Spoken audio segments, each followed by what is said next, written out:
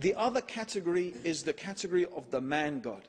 There are many religions throughout history who have believed that some human being is actually God. Now, the example the Quran uses is the example of Christianity. There are Christians who claim that Jesus is Allah. That he is not just the son of Allah, but he is Allah. He is one and part and the same as God.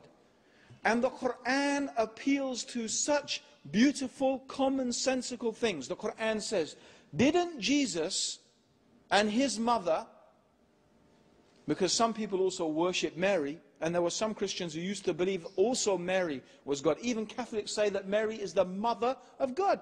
The mother of God? God had a mummy. And so God, mama, mama, right? Changing God's nappy, yeah? Cleaning God's bum when he's done a poo. This is, what's that? Mother of God. Huh? Feeding God. What is this? To say that some human being is equal with God.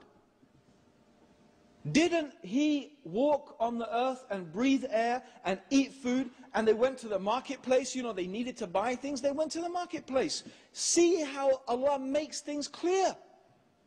See how people are deluded away from the truth. What is this?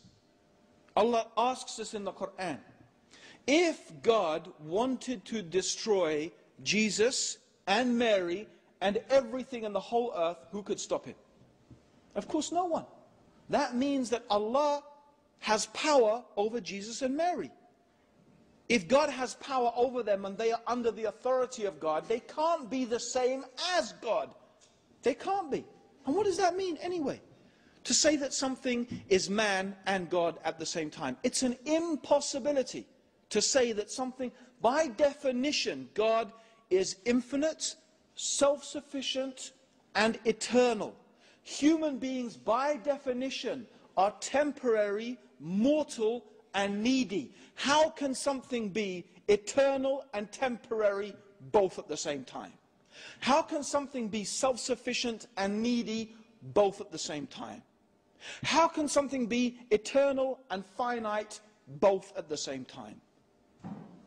It's not a paradox. A paradox means something that seems impossible, but it's not. No, it is an impossibility by definition. Now, there are things that Christians say, God can do anything. Well, I mean, this raises a whole load of questions. God can do anything. I always say, well, do you believe God can do something evil? Either they will say, no, God can't do something evil. Or they'll say, well, he can if he wanted to, but he would never do something evil. I say, why not? They say, because God is good. God only does good things. I say, exactly. It is the nature of God. The nature of God is that God is good. And a good God does not do evil things. It is also the nature of God that God is eternal. So an eternal God doesn't become temporary. It's the nature of God that he is self-sufficient, free of any wants and needs. So God does not become needy.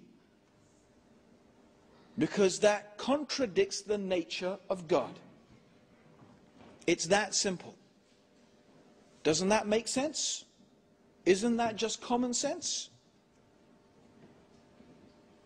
Now, you know, the whole idea that God becomes a man. Okay. You see, the problem is this. If you have a piece of string, yeah, and the piece of string is in the shape of a square, yeah, let's say the square represents the attributes of God. All right? I'm not saying that God is like a square. I'm just saying it represents. So the square, we replace infinite, eternal, self-sufficient, and we just, instead of all of those words, we just have a square. Yeah? And the circle represents the qualities of a human being. Needy, temporary, finite, mortal. You know, we're born, we die, we forget, we need to eat, we need to breathe. So these are our, and let's say all of these, we forget those words and we just use it as a circle. Now, just theoretically, what we could do, perhaps, is we could get the piece of string and change the shape of the piece of string from a square to a circle.